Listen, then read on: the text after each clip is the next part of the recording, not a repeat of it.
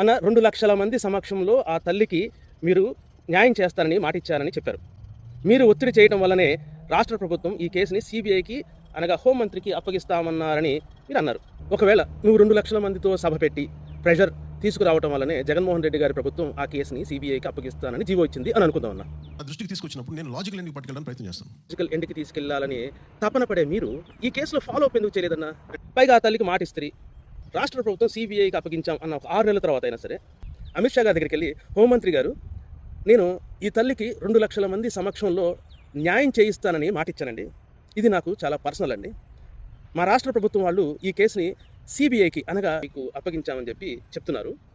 ఈ కేసు మీద ప్రోగ్రెస్ ఏంటండి అని మీరు అడిగి ఉండాల్సింది కదా.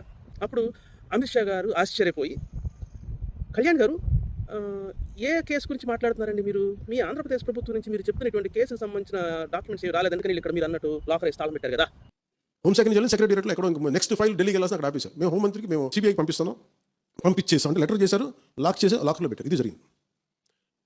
అంటే 2020 ఫిబ్రవరిలో మీరు 2,00,000 మంది సమక్షంలో తల్లికి కొత్త ఊహలు కల్పించిన తర్వాత తన కూతురికి న్యాయం జరగబోతుందేమో అని ఆశలు కల్పించిన తర్వాత కూడా 4 ఏళ్ల పాటు మీరు ఫాలో అప్ చేయాలి. ఎందుకని అన్న అమిత్ షా గారిని ఎందుకని అడగలేదన్న? మరి అడిగితే చెప్పేవాళ్ళు కదా.